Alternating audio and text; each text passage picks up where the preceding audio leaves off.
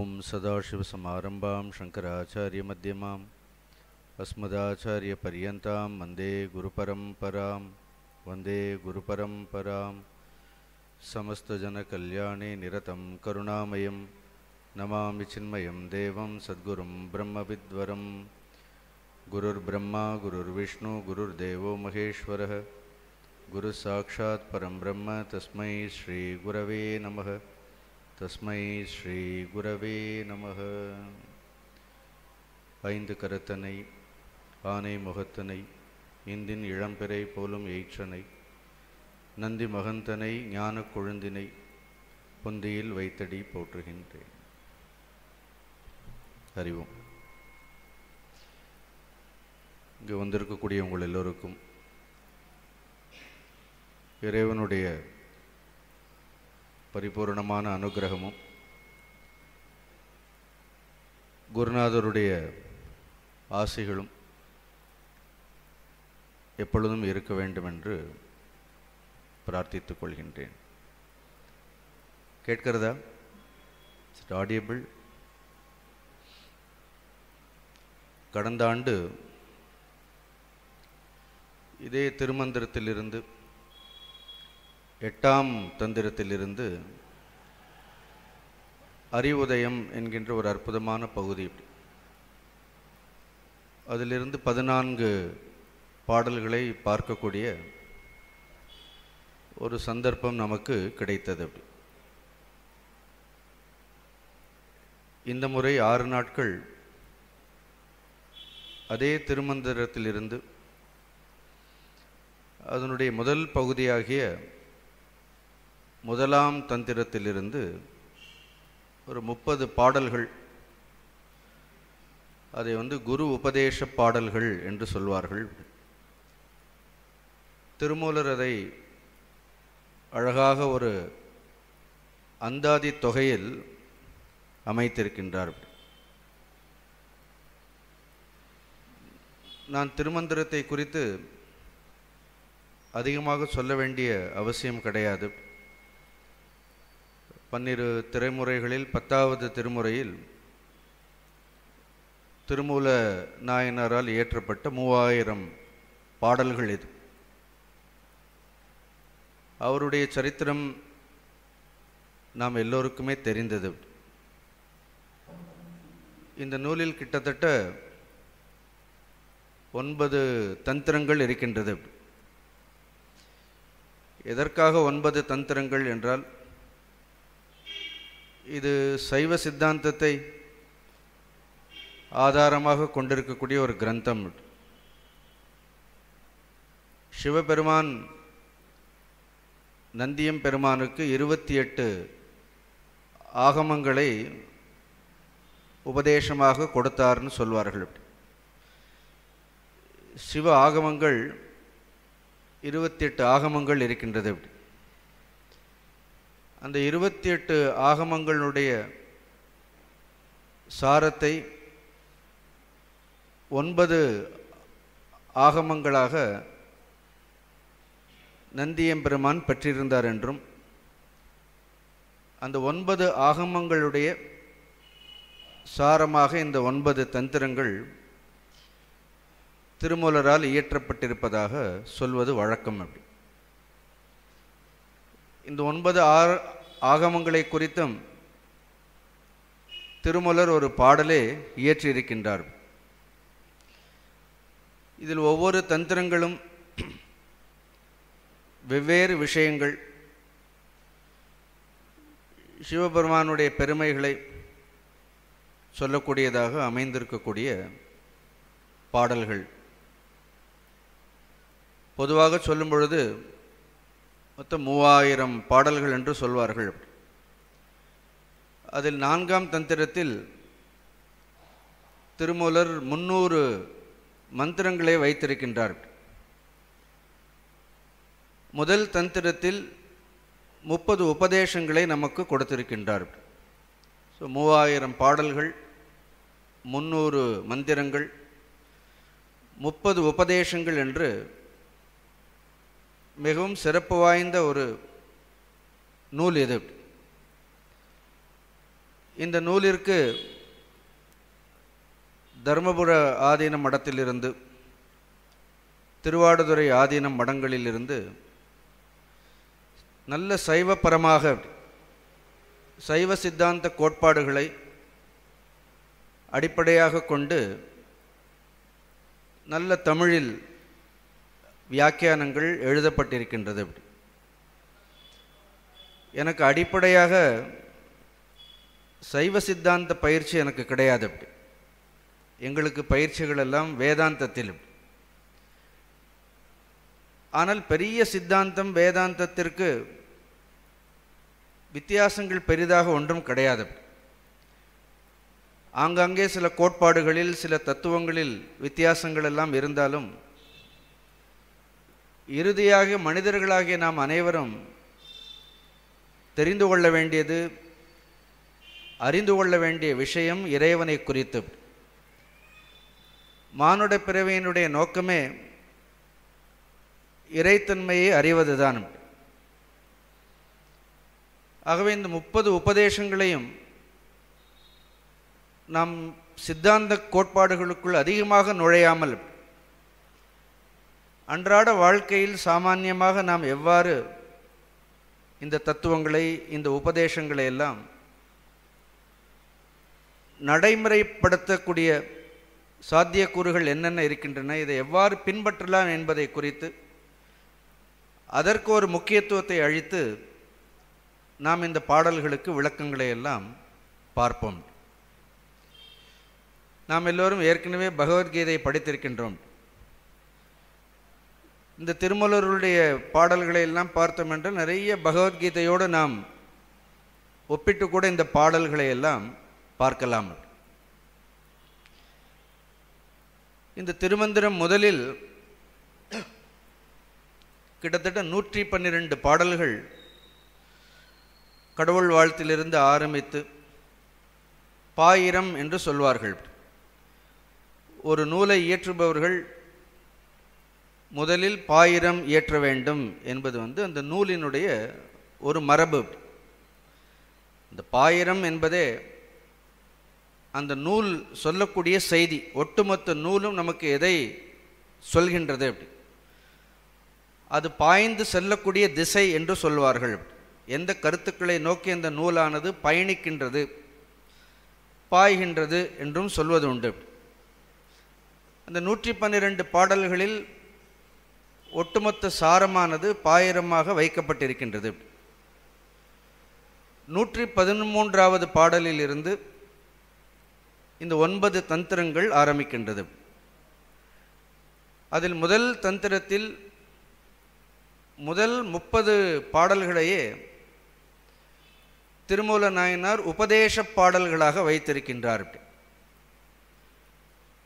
அப்போ இறைவனை அறிய வேண்டும் என்று விரும்பக்கூடிய ஒரு ஆன்மீக சாதகனுக்கு உபதேசம் என்பது எவ்வளவு இன்றியமையாதது என்பதை நாம் தெரிந்து கொள்ள வேண்டும். அந்த உபதேசத்தை யாரால் அருள முடியும்? நாமெல்லாம் உபதேசத்தை பெறக்கூடியவர்கள். இப்போ உங்களோடு சேர்ந்து நானும் இந்த உபதேசத்தை கேட்கப் போகின்றேன். உபதேசம் இறைவனே குரு வடிவாக வந்து மானுடருக்கு சொல்லக்கூடியதை உபதேசம் என்று சொல்கின்றோம். எடுத்தவுடன் ஏன் உபதேசத்தை 30 பாடல்களை வைத்திருக்கின்றார் என்றால், ஒரு குருவினிடத்தில் நூலை பயிலக்கூடிய சீடர்களுடைய பக்குவம் என்பது வெவ்வேறு விதமாக இருக்கும். எல்லா சீடர்களுடைய பக்குவமும் ஒரே போன்று இருக்காது. சில நேரங்களில் உத்தமமான அதிகாரிகள் அந்த குருவினிடத்தில் செல்வார்கள். கொஞ்சம் மத்தியம அதிகாரிகள், மூன்றாவதாக மந்தமான அதிகாரிகள். ஸோ உத்தம, மத்தியம, மந்த என்று நூலை படிக்கக்கூடியவர்கள் கூட 3 வகையாக பிரிப்பது உண்டு. இதில் யாரும் உயர்ந்தவர்கள் கிடையாது, தாழ்ந்தவர்கள் கிடையாது. மூவருமே இறை நாட்டம் உடையவர்கள். அதுவே பெரிய விஷயமா இல்லையா அப்படின்னு. ஆனால் ஒருவருடைய இறை நாட்டம் ரொம்ப துரிதமாக இருக்கும். அதை அடைந்தே தீர வேண்டும், இறைத்தன்மையை இப்பிறவியில் அடைந்தே தீர வேண்டும் என்று சில பேர் பிடிவாதமாக இருப்பார்கள். பிறவி பயனுடைய நோக்கமே இறைவனை அறிவது என்று. அவர்களுக்கு இயல்பாகவே ஒருவேளை பூர்வ ஜென்மத்தினுடைய ஒரு சம்பந்தங்களினால், ஒவ்வொரு பிறவிகளில் அவர்கள் செய்த புண்ணியங்கள், அதனால் அவர்களுக்கு இயல்பாகவே வைராக்கியமும் விவேகமும் கைவரப்பெற்றவர்களாக இருப்பார்கள். இப்போ அகஸ்தியர் பூலோகத்திற்கு வரும்பொழுதே கமண்டலத்தோடு வந்தாராம் அப்படின்னு பார்த்தாராம் அப்படின்னு. இங்கே இவ்வளோ பந்தம் இருக்குது, நாங்கள் இருக்க மாட்டேன்ட்டு போயிட்டாராம் அப்படின்னு. அப்புறம் எல்லாரும் பிரார்த்தனை செய்து கொண்டு ஜீவர்களுக்காக நீங்கள் இந்த பூலோகத்தில் தங்க வேண்டும் என்று பிரார்த்தித்து கொண்டார்கள். அப்போ சில பேர் அவர்கள் பிறக்கும் பொழுதே நம்ம எவ்வளோ புராணங்களில், இதிகாசங்களில், ஏன் உபநிடதங்களில் எல்லாம் கூட பார்க்கின்றோம். பெரும்பாலாக உபநிடதங்களில் இருக்கக்கூடிய சீடர்கள், அது ஸ்வேதகேதுவாக இருக்கட்டும், நச்சிகேதனாக இருக்கட்டும், சத்தியகாமனாக இருக்கட்டும், இவர்களெல்லாம் பார்த்தோன்னா 8 வயது தான். பாகவதத்தில் பகவானிடத்தில் பக்தி செலுத்திய பிரகலாதனாக இருக்கட்டும், துருவனாக இருக்கட்டும், இவர்களுக்கெல்லாம் என்ன வயது? அவர்களுக்கெல்லாம் இயல்பாகவே சிறு வயதிலிருந்தே அந்த இறை நாட்டம் என்பது ரொம்ப இயல்பாகவே இருந்தது. யாரும் அதில் பிடித்து தள்ளவே இல்லை. ஒரு இயல்பான இறை நாட்டம் என்பது இருக்கின்றது.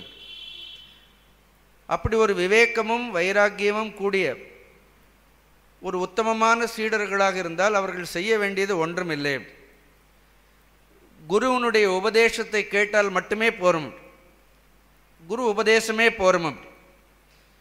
அந்த உபதேசமே அந்த சீடனுடைய உள்ளத்தில், அதை கேட்பவனுடைய உள்ளத்தில் ஒரு ஆழமான விளைவுகளை குருவினுடைய அருளினால் அவருடைய உபதேசம் என்பது ஏற்படுத்தும். என்றால் இறைவனுடைய குருவினுடைய அருளும் அவருடைய உபதேசமும் இந்த இரண்டும் வேறு கிடையாது. குருவுடைய அருள் என்பது அவருடைய உபதேசமாகத்தான் இருக்கின்றது. ஆனால் இந்த உபதேசத்தை கேட்டாலே போரும். ஒருவேளை கொஞ்சம் அந்த விவேகம், வைராக்கியம் முழுமையாக பக்குவமடையாத நிலையில் இன்னும் அந்த ஜீவனானவன், அந்த மனிதனானவன் இறை நாட்டம் இருக்கின்றது, ஆனால் இன்னும் பக்குவப்பட வேண்டும் என்றால் அந்த உபதேசத்தை கேட்பதற்கு கூட மனம் பக்குவப்பட வேண்டும். சில நேரங்களில் உட்கார்ந்து இந்த உயர்ந்த தத்துவ உபதேசங்களை உள்வாங்குவது என்பது அவ்வளவு சுலபமாக இருக்காது. அதனால் மந்தமான அதிகாரிகளுக்கு இப்போ இந்த உபதேசம் முடிந்தவுடனே முதலாம் தந்திரத்திலேயே அடுத்ததாக திருமூலர் பார்த்தோம் என்றால் வரிசையாக நிலையாமை குறித்து சொல்கின்றார். முதல்ல 30 உபதேசம் சொல்லிட்டார், அதுவே போரும் நமக்கு. நான் உங்கள் எல்லோரையுமே உத்தமமான அதிகாரிகளாக தான் பார்க்கிறேன்.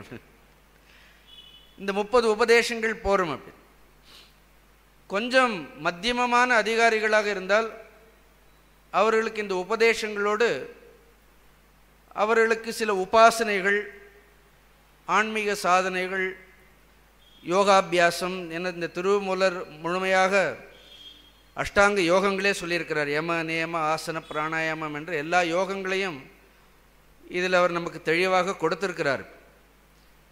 ஒருவேளை இன்னும் கொஞ்சம் மனம் ஒருமுகப்பட வேண்டும், ஆன்மீக சாதனைகளை எல்லாம் செய்ய வேண்டும் என்று விருப்பமுடையவர்கள், மனதை பக்குவப்படுத்தி கொள்ள விரும்புபவர்கள் உபாசனைகளை செய்யலாம், யோக சாதனைகளை எல்லாம் செய்யலாம். உத்தமமான அதிகாரிகளுக்கு உபதேசம் போரும். அதிலேயே நிலைத்து நின்றுவிட்டால் அதன் பிறகு செய்ய வேண்டியது ஒன்றும் இல்லைன்னு சொல்வார்கள். ஆனால் கொஞ்சம் இன்னும் மந்தமான அதிகாரிகள் இன்னும் கொஞ்சம் இந்த உலக விஷயங்கள், உலகத்தின் மீது இருக்கக்கூடிய பற்றுதல்கள் முழுமையாக அவர்களே விட வேண்டும் என்று நினைத்தாலும் அது நம்மளை விடணுமா இல்லையா? நாம் விட வேண்டும் என்று நினைப்பது ஒன்று, அது நம்மை விடாது உலக விஷயங்கள் இருக்கும். அவர்களுக்கு கொஞ்சம் இந்த உலகத்தினுடைய இயல்பை குறித்து எடுத்துரைக்க வேண்டும். ஏனென்றால் இந்த உலகம், நாம் காணக்கூடிய இந்த உலகத்தை சாஸ்வதமானது, நிலையானது, நித்தியமானது என்று நாம் நினைத்து கொண்டே இருக்கின்றோம். அவர்களுக்கு ஓரளவு மனதில் வைராக்கியம் வர வேண்டும் என்றால் நிலையாமையை குறித்து சொல்ல வேண்டும். திருவள்ளுவர் கூட சொல்லியிருக்கிறார், எல்லா தமிழ் நூல்களும் இருக்கின்றது.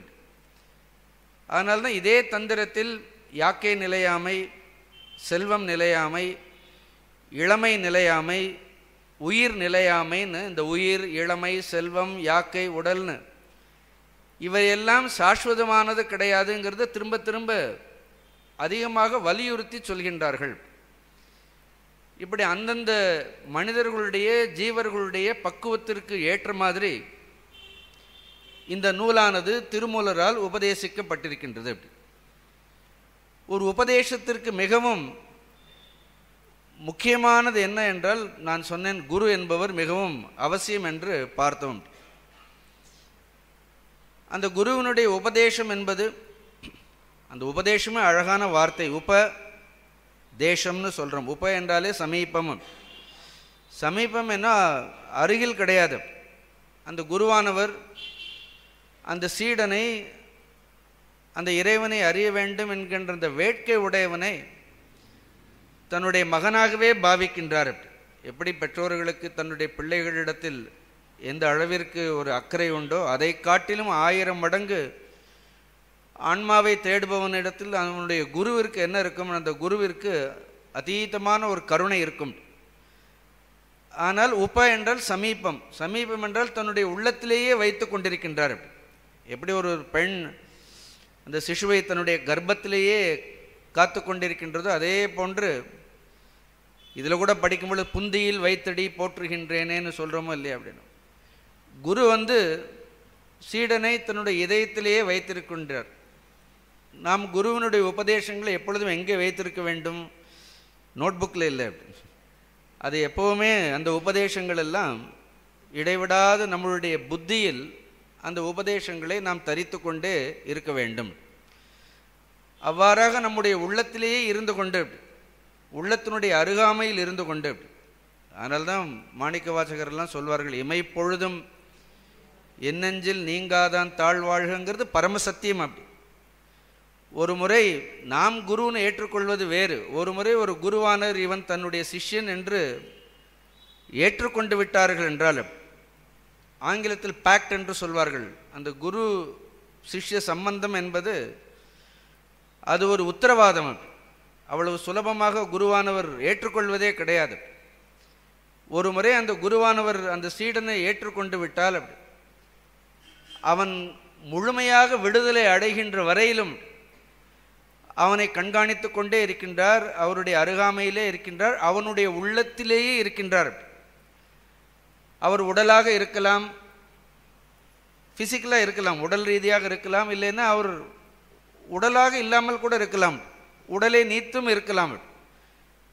ஆனால் குரு சாக்ஷாத் சிவ தத்துவமாக இருப்பதால் அந்த குரு என்கின்ற தத்துவம் அந்த சீடனுடைய உள்ளத்தில் இருந்து கொண்டு, தேசம், தேசம் என்றால் திசை, திக் என்று சொல்வார்கள், அவனை வழிநடத்தி கொண்டே இருக்கும். ஏதோ ஒன்று உள்ளிருந்து எப்பொழுதும் அவனை வழிநடத்தி கொண்டே இருப்பார். அதனால்தான் அதற்கு உபதேசம் என்று சொல்கின்றோம். அந்த சீடனுக்கு எது ரொம்ப முக்கியம் என்றால் இந்த உபதேசம்.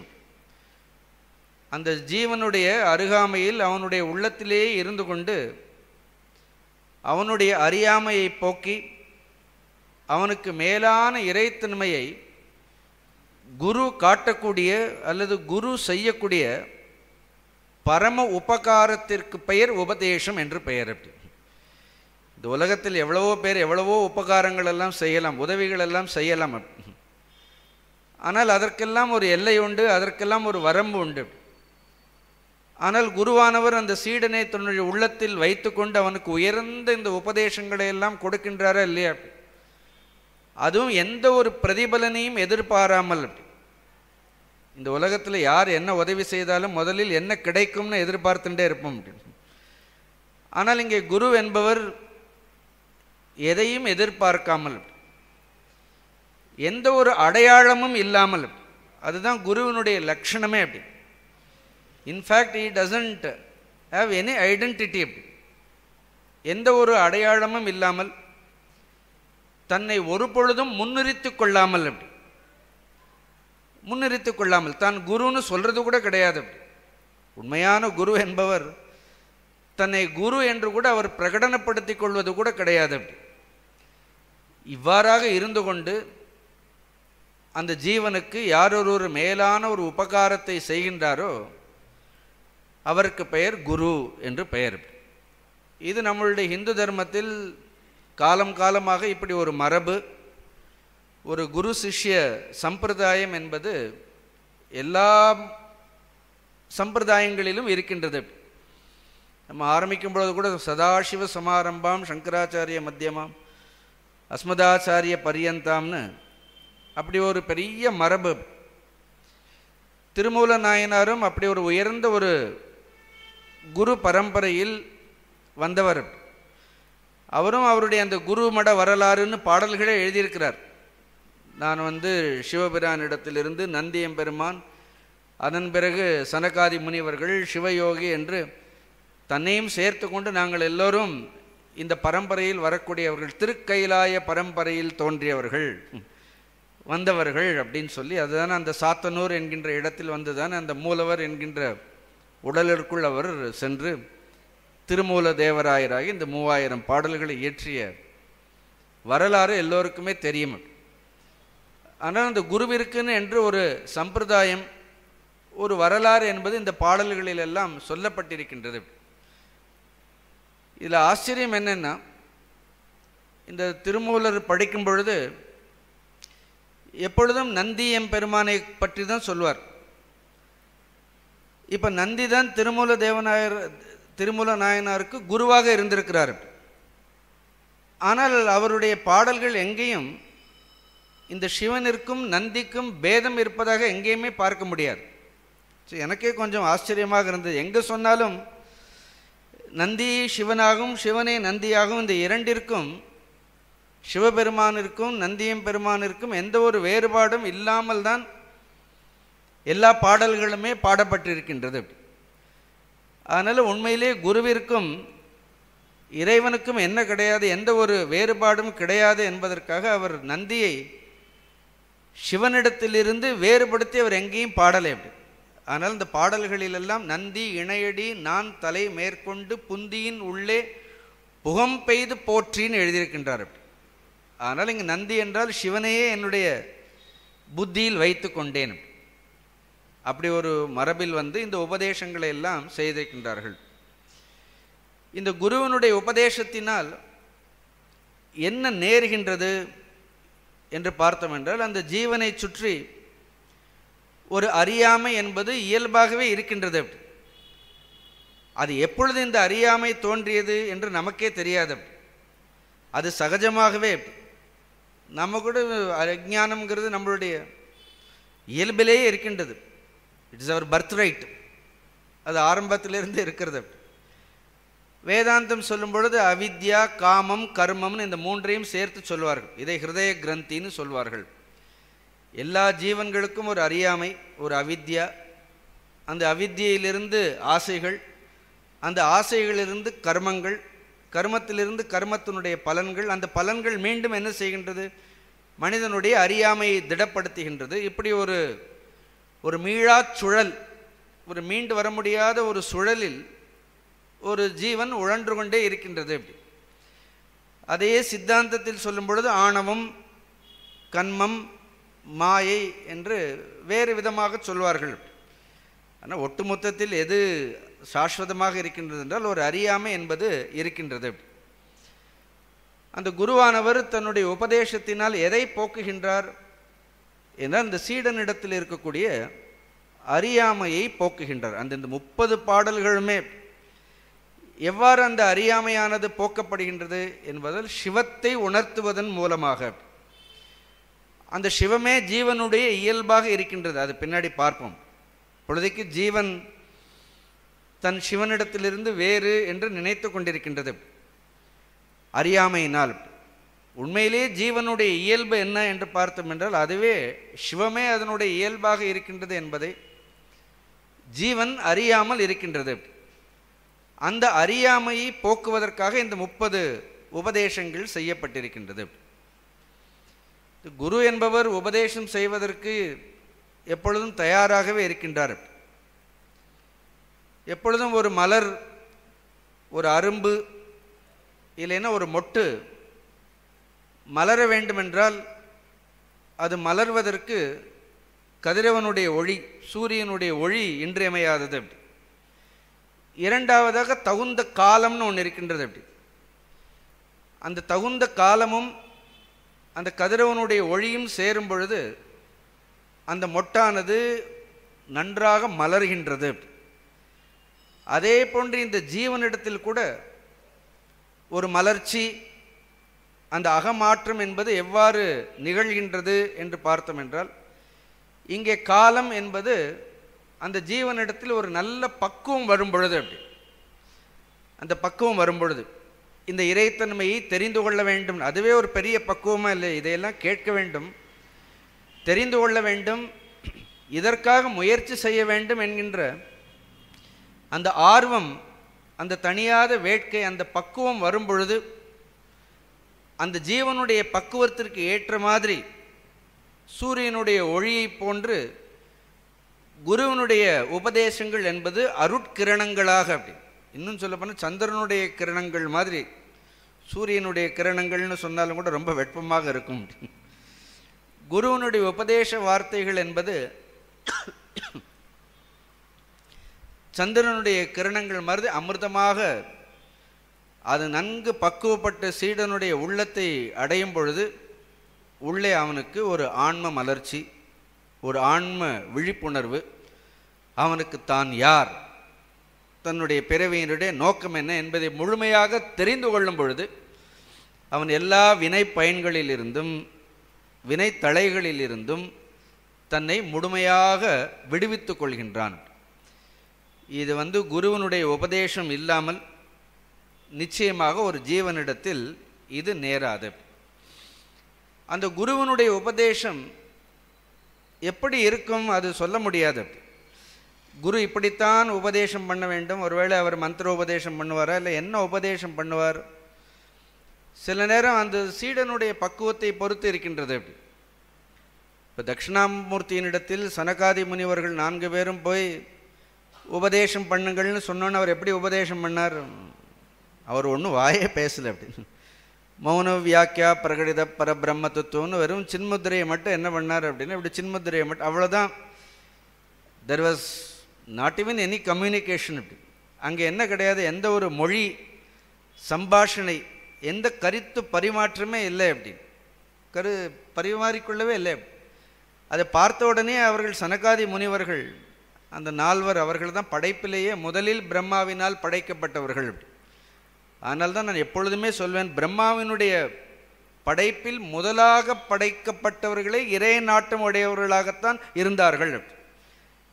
அதனால் முதலில் படைக்கப்பட்ட மனிதன் நாம் ஆதாம் ஏவாள்லாம் சொல்கிறது இல்லை. அப்படின்னு நாம் சொல்லும் பொழுது இந்த சிருஷ்டியினுடைய துவக்கமே ரிஷிகளில் இருந்து தான் இது தோன்றி இருக்கின்றது. ஆனால் அவர்கள் பிறந்தவுடனே இன்ஃபேக்ட் முதலாக அப்பாவினுடைய பேச்சை கேட்காதவர்கள் அந்த 4 பேர் தான். அப்படி ஏன்னா பிரம்மா சிருஷ்டி படைத்த உடனே you go and multiply this creation சொன்னார். சிருஷ்டியை நீ பலவாக பெருக்குன்னு சொன்னார்கள்.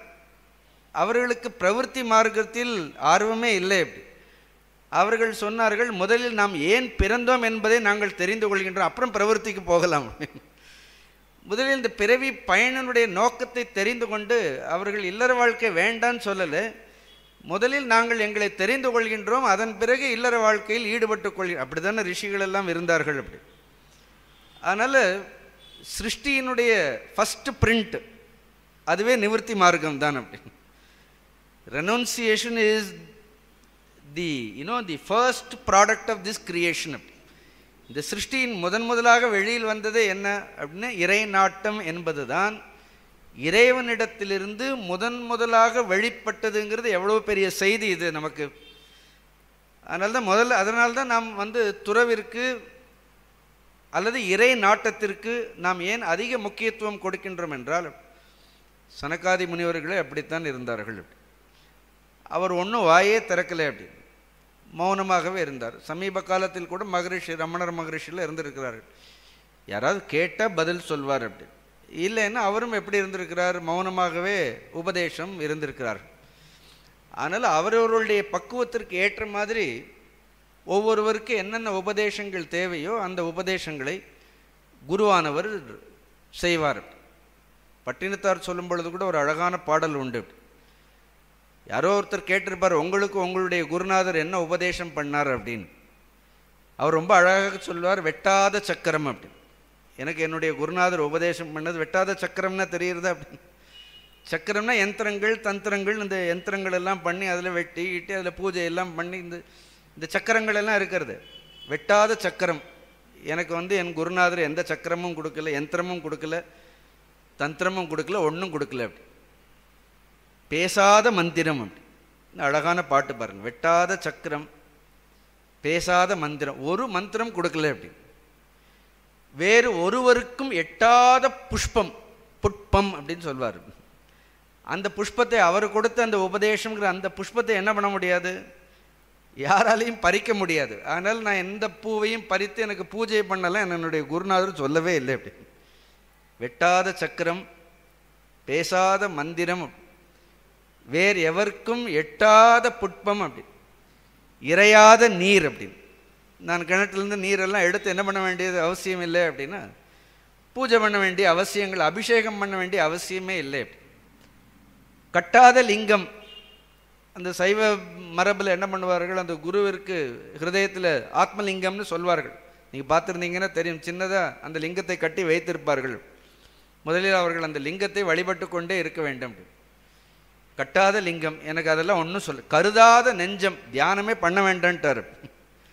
He has not showed me there is no meditation, no contemplation, no concentration, ஒன்றும் இல்லை அப்படி. இது எதுவும் எனக்கு சொல்லலை. கருதாத நெஞ்சம், கருத்தினுள் முட்டாத பூஜை அப்படின்னு. இந்த பூஜையை பண்ணுறதா, அந்த பூஜையை பண்ணுறதா, இதை பண்ணுறதா, அதை பண்ணுறதான்னு இதிலேயே நமக்கு பாதி குழப்பங்கள் அப்படின்னு. நோ கான்ஃப்ளிக்ட், ஒரு குழப்பம் இல்லை அப்படி. கருத்தினுள் முட்டாத இதெல்லாம் எதுவுமே சொல்லலை அப்படின்னு. அன்றோ குருநாதன் மொழிந்ததுவே அப்படின்னு. அப்போ என்ன சொல்லிட்டார், சும்மா இருன்னு சொல்லிட்டார் அப்படி. சும்மா இரு சொல்லறன்னு எங்கேயோ படித்தோமா இல்லையா அப்படின்னா, இன்னும் சும்மா அருணகிரிநாதர் பாடலில் சும்மா இரு சொல்லறன்னு, ரமண மகரிஷி கூட சும்மா இருப்பது சுகம்னு. எங்கே இருந்து பாருங்க பார்ப்போம். சும்மா இருக்கிறதுன்னு என்ன அர்த்தம், எந்த சங்கல்பமும் இல்லாமல், எந்த ஒரு இச்சையும் இல்லாமல், எந்த நினைவுகளும் இல்லாமல், எப்பொழுதும் தன்னுடைய உண்மையான ஸ்வரூபத்திலே இருக்கு. நீ அப்படி இருந்தால் போரும்ட்டார், உனக்கு எதுவும் தேவையில்லை. அப்போ அவர் எவ்வளோ உத்தமமான சிஷ்யராக இருக்க வேண்டும் அப்படின்னு.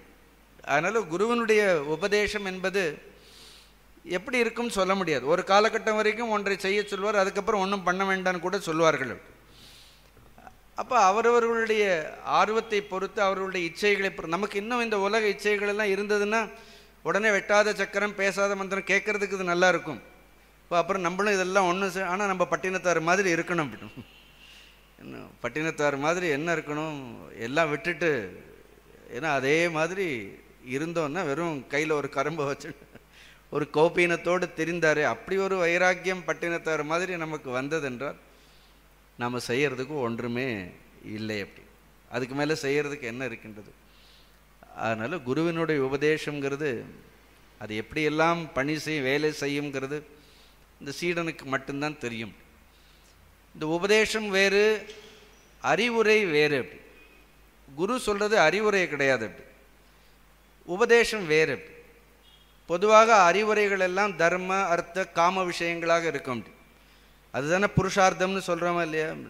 ஏன்னா அறம் பொருள் இன்பம், ஏன்னா அறத்தை செய், பொருளை இவ்வாறு ஈட்ட வேண்டும், இன்பங்களை எல்லாம் இவ்வாறு அனுபவிக்க வேண்டும்னு இதெல்லாம் அறிவுரைகளாக கொடுக்கறதெல்லாம்.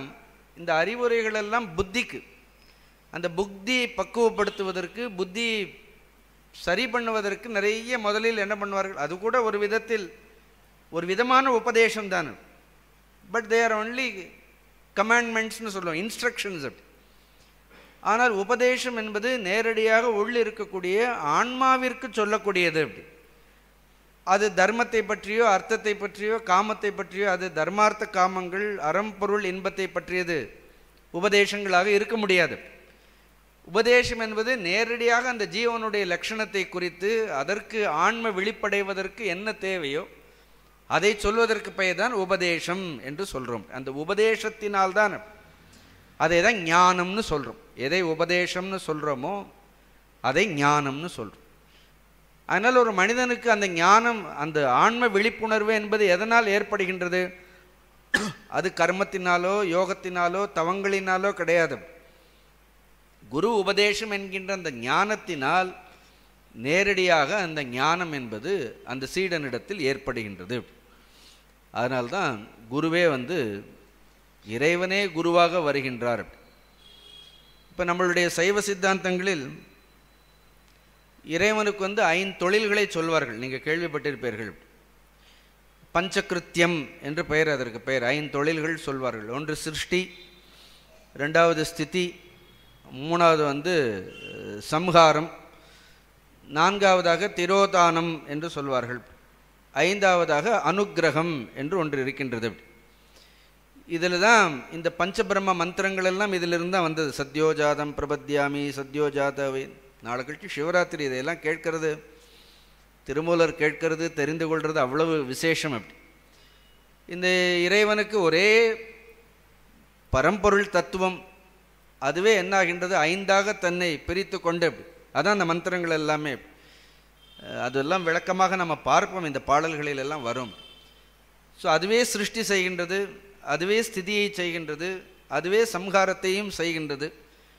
அப்புறம் ஒன்று திரோதானம்னு என்ன அர்த்தம்? அதுவே மறைத்தலையும் செய்கின்றது.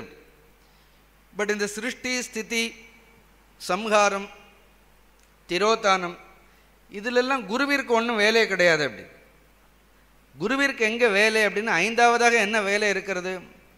அனுக்கிரகம் என்று ஒன்று இருக்கின்றது. இந்த பஞ்ச சிவ தத்துவங்களில் இப்போ ஒவ்வொன்றிற்கும் ஒவ்வொரு மூர்த்தி, அதை நான் பின்னாடி பாடல்களில் வரும் சொல்கிறேன். நான் சதாசிவ தத்துவம்னு இந்த 5 தத்துவங்களிலேயே உயர்ந்த தத்துவம் சதாசிவ தத்துவம். அந்த சதாசிவ தத்துவம் என்பது தான் அனுக்கிரகத்தை செய்யக்கூடியது. அப்படி அப்போ குரு என்பவர் எங்கிருந்து வருகின்றார், எந்த தத்துவத்திலிருந்து வருகின்றார் அப்படின்னா இந்த 5 தொழிலில் அந்த சதாசிவ தத்துவத்திலிருந்து, அதுதான் ஞானம், அதுக்கு பேர் தான் சதாசிவம். இப்போ திரோதானம்னு சொல்லிட்டோன்னு அதை மகேஸ்வர மூர்த்தின்னு சொல்வார்கள். இப்போ சம்ஹாரம்னு சொல்லிட்டோன்னு என்ன அர்த்தம்? சம்ஹாரம்னு சொன்னால் அது ருத்ரராக இருக்கின்றார். அகோரேபியோ அகோரேபியோ நீங்கள் சொல்கிறீங்க. அதே ஸ்திதின்னு சொன்னால் மகாவிஷ்ணுவை சொல்கிறோம். வாமதேவா எனமோ ஜேஷ்டா எனம சிரேஷ்டா எனமோ ருத்ரா, இதெல்லாம் என்ன இருக்குது? வாமதேவ மூர்த்தின்னு. அது அதே போன்று பிரம்மாவிற்கு சத்யோஜாதம் பிரபத்யாமி, சத்யோஜாதம் பிரம்ம. இப்படி 5 பிரம்மா, விஷ்ணு, ருத்ரர், அப்புறம் மகேஸ்வரர், அப்புறம் சதாசிவர்னு ஒரே பிரம்மமே தன்னை 5ஆக என்ன பண்ணுறது? 5 தொழில்களை, 5 காரியங்களை செய்கின்றது. அதில் சதாசிவ தத்துவங்கிறது தான் உபதேசிக்கக்கூடிய தத்துவமாக இருக்கின்றது. அதில் அங்கே வேலை என்ன? அங்கே குருவிற்கு வேலை என்னன்னா, அவருக்கு சிருஷ்டி, ஸ்திதி, சம்ஹாரம், திரோதனத்திலெல்லாம் ஒரு வேலையும் இல்லை. அதெல்லாம் அவதாரங்கள் பார்த்துப்பார்கள். அப்படின்னு அவதாரங்கள். இப்போ ஒரே குரு, நல்ல ஞாபகம் வச்சுக்கோங்க, ஒரே ஈஸ்வரன் ராமராக கிருஷ்ணராக அவதார மூர்த்திகளாக வர்றார். இறைவன் அவதாரமாக வரும்பொழுது அவருடைய காரியங்கள் வேறு. அவதாரமாக வரும்பொழுது அவர் நிறைய உபதேசம் பண்ணுறதில்லை. கிருஷ்ணாவதாரத்தில் உபதேசம் இருக்கிறது. ஆனால் பெரும்பாலும் அவதாரம் என்ன நோக்கம் என்றால் தர்மத்தை நிலைநாட்டுவதற்காகத்தான் அவதாரம். அதர்மத்தை எல்லாம் அழித்து தர்மத்தை நிலைநாட்டுவதற்காக இறைவன் ஈஸ்வரனாக ஒரு அவதார மூர்த்தியாக வருகின்றார். அவர் ஜீவன்களுடைய மோட்சத்தை பற்றியெல்லாம் அதிகமாக அவதாரங்கள் கவலைப்படாது. ஆனால் அந்த அவதார காலங்களில் அந்த அவதாரத்தை குருவாக பாவித்து மோட்சத்தை அடைந்தவர்களும் இருக்கின்றார்கள். இப்போ ராமாவதாரத்தில் படித்தோன்னா, ராமர் வந்தது ராவண சம்ஹாரத்தை பண்ணுறதுக்கு தான். எல்லாருக்கும் உபதேசம் பண்ணி எல்லாருக்கும் மோட்சம் கொடுக்கணுங்கிறது ராமாவதாரத்தினுடைய நோக்கம் கிடையாது. ஆனால் அந்த ராமாவதாரத்தில் அந்த ராமனினால் ஞானத்தை அடைந்தவர்கள் இப்போ சரபங்க மகரிஷி, சபரின்னு இப்படி எத்தனையோ பேர். அப்படி ஸோ அது செகண்டரி, 2வதாக இருக்கும். அப்படி அவதாரத்தினுடைய நோக்கத்தில் ஞானத்தை கொடுப்பது, ஆன்ம விடுதலைங்கிறது பிரதானமானது கிடையாது. அவருக்கு இந்த சிருஷ்டியில் இருக்கக்கூடிய தர்மத்தை என்ன பண்ணணும்? தர்மத்தை பரிபாலனம் பண்ணணும். இங்கே தர்மத்திற்குன்னு ஒரு மார்க்கம் இருக்க வேண்டும், மோட்சத்திற்குன்னு ஒரு மார்க்கம் வேண்டும். அந்த பாதையை செப்பனிப்பது அவதாரத்தினுடைய நோக்கம். அது ஈஸ்வரன் தானே, அதுவும் பகவான் தானே அவதாரம். அதே பகவான் தான் குருவாக வருகின்றார் அப்படி. ஆனால் குருவாக வரும்பொழுது அவருக்கு சிருஷ்டியை பற்றி என்ன கிடையாது, ரொம்ப கவலை. ஆனால் சிருஷ்டி, he contributes to this creation also. சிருஷ்டிக்கும் என்ன செய்கின்றார், அவர் இருந்தாலே போகிறோம், அதுவும் ஈஸ்வரன் தானே. ஆனால் குருவாக வரும்பொழுது ஒரு சிருஷ்டியை காட்டிலும் ஸ்திதியை காட்டிலும் சம்ஹாரத்தை காட்டிலும் அவர் முக்கியமாக அவருக்கு முக்கியத்துவம் கொடுக்கக்கூடியதை எதற்கு முக்கியத்துவம் கொடுக்கின்றார்கள். இப்போ ரமண மகரிஷி இருந்தார், அதுவும் ஒரு அவதாரம். அது சாட்சாத் இந்த முருகக்கடலுடைய ஒரு அவதாரம்னு சுப்பிரமணியருடைய ஒரு அவதாரம்னு சொல்கிறோம். இப்போ அதே சுப்பிரமணியர் வேறு அவதாரம் எடுத்திருந்தால் எவ்வளோ சம்ஹாரங்கள் எல்லாம் பார்க்குறோம். இங்கே என்ன அவதாரம், அது குருவாக வரும் பொழுது அவர் தேமேன்னு என்ன பண்ணுறார், உபதேசம்தான் செய்தார்கள் அப்படி. இதுதான் ஒரே இறைவன் அவதார மூர்த்தியாக வரும் பொழுது குருவாக வரும் பொழுது ரெண்டும் ஒன்று தான் அப்படி.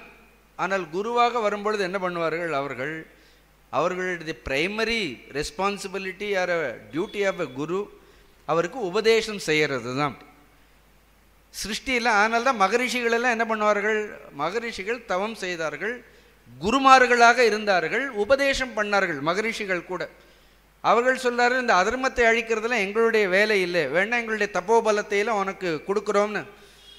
இந்த விஸ்வாமித்திரர் அந்த பல அதிபலன்னு 2 மந்திரத்தை என்ன பண்ணார், இந்த மந்திரங்களையெல்லாம் நாங்கள் வச்சுட்டு என்ன பண்ண போகிறோம், நீ இதை வைத்து கொண்டு ராட்சசர்களை எல்லாம் சம்ஹாரம் பண்ண.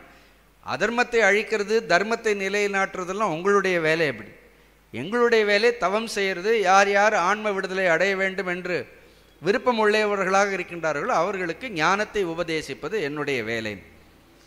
எவ்வளோ டிபார்ட்மெண்ட்டில் எவ்வளோ நல்லா பிரித்து வேலை செய்கிறார்கள் பாருங்கள். அப்படி ஒரு பஞ்சகிருத்தியத்தில் அதனால் குருநாதன் என்பவர் யார், சாக்ஷாத் சிவனே, சதாசிவ தத்துவமே ஒரு மானுட உருவை எடுத்துக்கொண்டு அப்படி. ஏன்னா நேரடியாக என்ன பண்ண, இறைவனாக இருந்து உபதேசம் பண்ண முடியாது. ஏன்னா மானுடனுக்கு இறைவ வடிவத்தில் உபதேசம் என்பது சாத்தியம் கிடையாது. ஏன்னா அந்த அளவிற்கு என்ன இருக்க வேண்டும், நாம் பக்குவப்பட்டவர்களாக இருக்க வேண்டும்.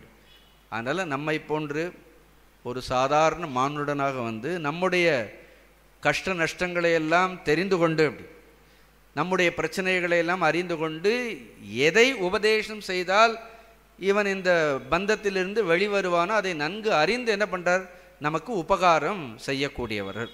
அதுதான் குருநாதர் என்பவர்.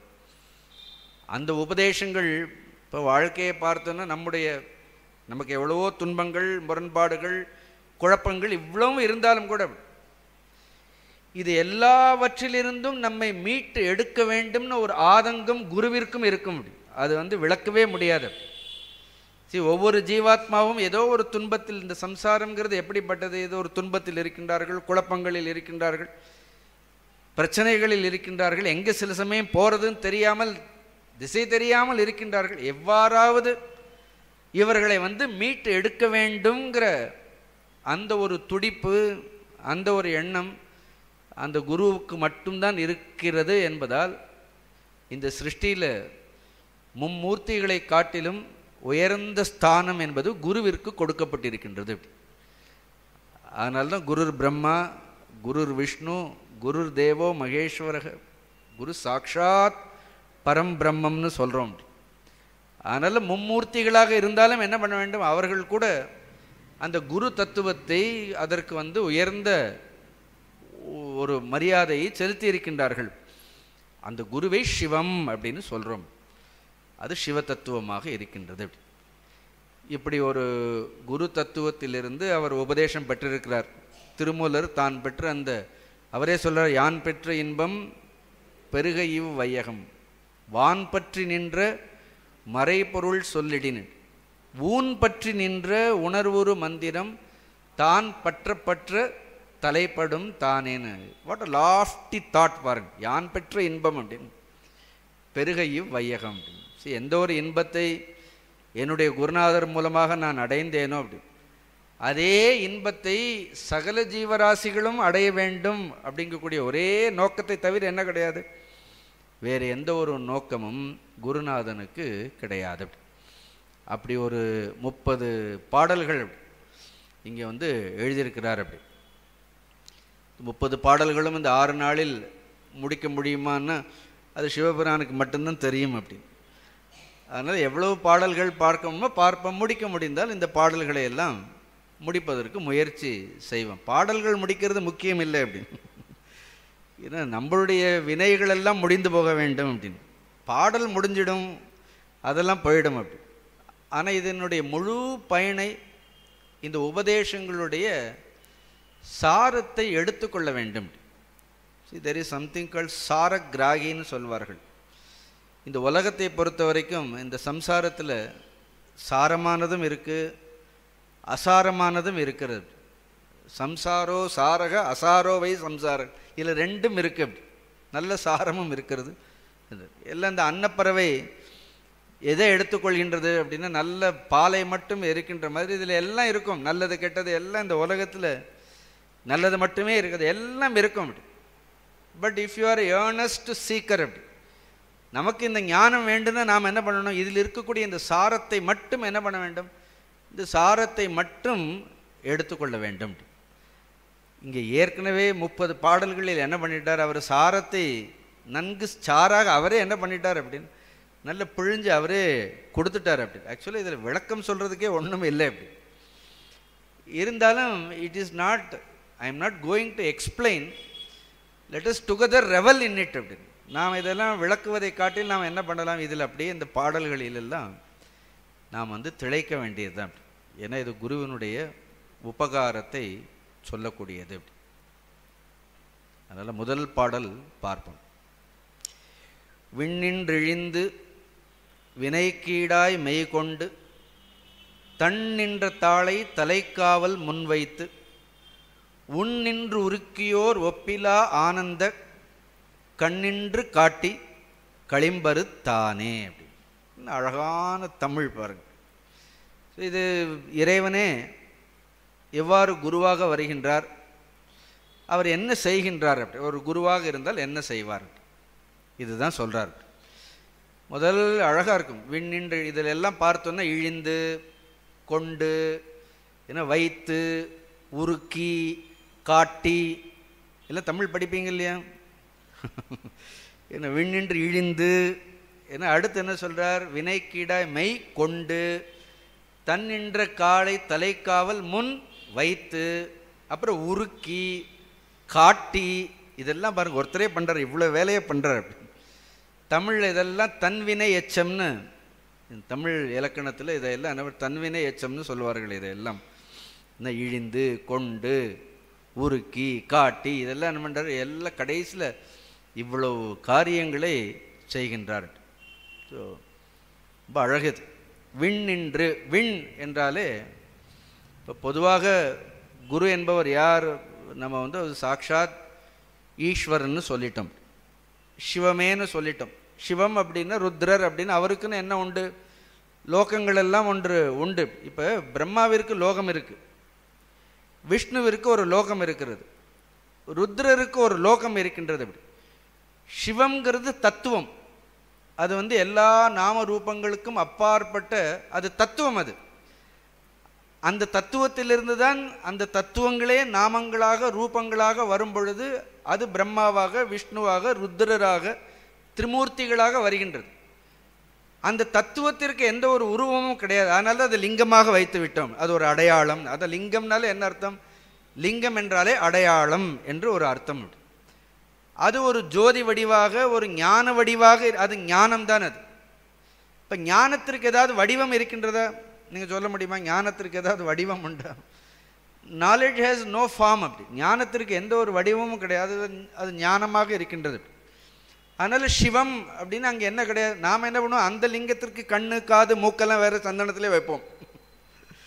சரி, அவரெல்லாம் அதெல்லாம் வேண்டான்ட்டுதுன்னு அப்படியே இருக்கிறார். நாம் அதுக்கு அலங்காரம் பண்ணுறோன்னு அதில் என்ன பண்ணுறோம்? அலங்காரம் பண்ணுறதுக்கு தான் ஏற்கனவே மும்மூர்த்திகள் இருக்கிறார்களா இல்லையா அப்படின்னு. அந்த சிவலிங்கம்ங்கிறது என்ன இருக்கிறது? அது எல்லா நாம ரூபங்கள் குணங்கள் எல்லாவற்றிற்கும் கடந்து என்ன இருக்கிறது அப்படின்னு, அது சுத்தமான ஒரு பிரம்ம வஸ்து, அது பரம்பொருளாகவே அது இருக்கின்றது. ஆச்சரியம், இந்த பிரம்மா விஷ்ணு ருத்ரர் 3 பேருக்கு என்ன தெரியும்? தான் பரம்பொருள்ங்கிறது தெரியும். அப்படி ஆனால் அவர்களுக்கு தெரியும். இதை சொல்லும் பொழுது சகுன வடிவாகவும் இருக்கின்றது, நிர்குணமாகவும் இருக்கின்றது. லிங்கம்னு சொல்லும் பொழுது அது நிர்குணமாக இருக்கின்றது. மும்மூர்த்திகளாக இருக்கும் பொழுது அதுவே எவ்வாறாக இருக்கின்றது? அதுவே சகுனமாக நிற்கின்றது. அதுவே சகலம் அதுவே நிஷ்கலம், அதுவே கலையோடு இருக்கின்றது, அதுவே நிஷ்கலமாக இருக்கின்றது. எவ்வளோ அழகுது. அப்போ விண் அப்படின்னா இப்போ குருவிற்கு ஏதாவது லோகம் இருக்கிறதா? இருக்கலாம். அது மகாவிஷ்ணு கூட குருவாக வரலாம், ருத்ரரே குருவாக வரலாம். ஆனால் குருவிற்கு லோகம்னு ஒன்று கிடையவே கிடையாது. சாட்சாத் பிரம்ம வஸ்து. அப்படி அது எல்லா இடங்களிலும் நீக்கமர நிறைந்து இருக்கக்கூடிய ஒரு சத்வஸ்து. அதனால் இங்கே விண் அப்படின்னா நாம் என்ன பண்ணலாம், அவருடைய லோகத்திலிருந்துன்னு எடுத்துக்கலாம். ஆனால் நான் எப்பவும் எடுத்துகிட்டு இங்கே விண் அப்படிங்கிறது என்ன அர்த்தம் அப்படின்னா, நாமமே ரூபம் இல்லாத தன்னுடைய இயல்பிலிருந்து. இங்கே விண் அப்படிங்கிறது என்ன, ஆகாயம். விண்ணா ஆகாயம்னு ஒரு அர்த்தம் இருக்கிறதா இல்லையா? எப்படி ஆகாயத்திற்கு உருவம் கிடையாதோ, ஆகாயம் எல்லா இடங்களிலும் நீக்கமர நிறைந்திருக்கின்றதோ, அதே போன்று ஒரு பரம்பொருள் தத்துவமே நாமரூபங்களுக்கெல்லாம் அப்பாற்பட்டு இருக்கக்கூடிய அந்த பிரம்மம் பரம்பொருள் என்ன, அதனுடைய உண்மையான நிலை என்ன, இரண்டற்று இருக்கின்றது. அப்படி தன் நிலையில் அங்கே என்ன கிடையாது, ரெண்டுன்னு ஒன்று கிடையவே கிடையாது. ரெண்டுன்னு இல்லை இல்லையா அப்படின்னு. ஆனால் அதுவே என்ன ஆகுது, ஒரு குருவாக வரும் பொழுது ஏன்னா தன்னை ஒரு உருவமாக அது ஏற்றுக்கொள்கின்றது. அதனால் அந்த வார்த்தை கூட பாருங்க, விண்ணின்று பிறந்துன்னு சொல்லலை அவர் அப்படின்னு, விண்ணின்று பிறந்துன்னு. அதனால் குருவிற்கு என்ன கிடையாது, குருவிற்கு பிறவிங்கிறது கிடையாது. த குரு இஸ் நாட் பார்ன். நமக்கெல்லாம் சொல்லும் பொழுது நான் விண்ணின்று இழிந்துன்னு நம்ம சொல்ல முடியாது அப்படின்னு. ஆக்சுவலாக நாம் கூட அப்படி தான் வந்தோம்.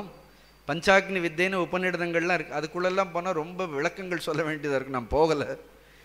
ஆனால் நாமெல்லாம் பகவானை பொறுத்த வரைக்கும் இழிந்துன்னா he just appeared. he takes a form. ஒரு வடிவத்தை தானே எடுத்துக்கொண்டு என்ன பண்ணுறார் அப்படின்னா அவர் தோன்றுகின்றார். நாமெல்லாம் வினையினால் தள்ளப்பட்டிருக்கின்றோம். நாமெல்லாம் இறங்கிலாம் வரல, நம்மளை பிடிச்சி தள்ளினார்கள் அப்படின்னு. அவர் என்ன பண்ணுறார், இப்போ இறங்கி வர்றதுக்கும் என்ன தள்ளினா விழறதுக்கும் நாம் விழுந்தோம், அவர் இறங்கி வந்தார் அப்படின்னு.